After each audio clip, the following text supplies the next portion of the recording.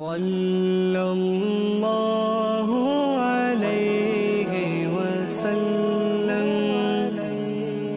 بسم اللہ الرحمن الرحیم۔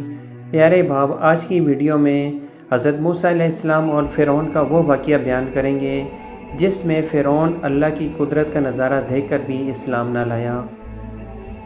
حضرت موسیٰ علیہ السلام اور فرعون۔ اللہ تعالیٰ کی طرف سے جب حضرت موسیٰ علیہ السلام نبوت کے مرتبہ سے سرفراز ہونے کے بعد دین حق کی تبلیغ کے سلسلہ میں فرعون کے پاس پہنچے تو آپ نے فرعون سے کہا، اے فرعون، میں اللہ تعالیٰ کا نبی ہوں اور حق کو سچ کی دعوت دیتا ہوں، اس لیے تم خدائی کے دعوے کو چھوڑ کر ایک اللہ پر ایمان لے آؤ۔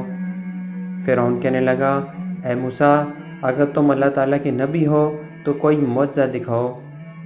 حضرت موسیٰ علیہ السلام نے فرمایا، یہ دیکھو۔ اس کے ساتھ ہی اپنا عصا مبارک زمین پر ڈال دیا۔ وہ عصا مبارک زمین پر آتے ہی ایک بہت بڑا اژدہا بن گیا جو اپنا زرد رنگت والا منہ کھول کر زمین سے 1 کلومیٹر سے بھی زیادہ اونچائی تک اپنی دم پر کھڑا ہو گیا۔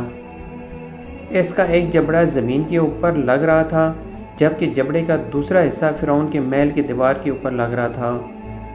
اچانک اژدہے نے حرکت کی اور اس کا رخ فرعون کی طرف ہو گیا۔ فرعون نے یہ منظر دیکھا تو وہ دہشت زدہ ہو کر اپنے تخت سے کود کر بھاگ اٹھا۔ اژدہے کا رخ فرعون کی طرف تھا۔ فرعون لگاتار بھاگتا ہوا لوگوں میں گھس گیا۔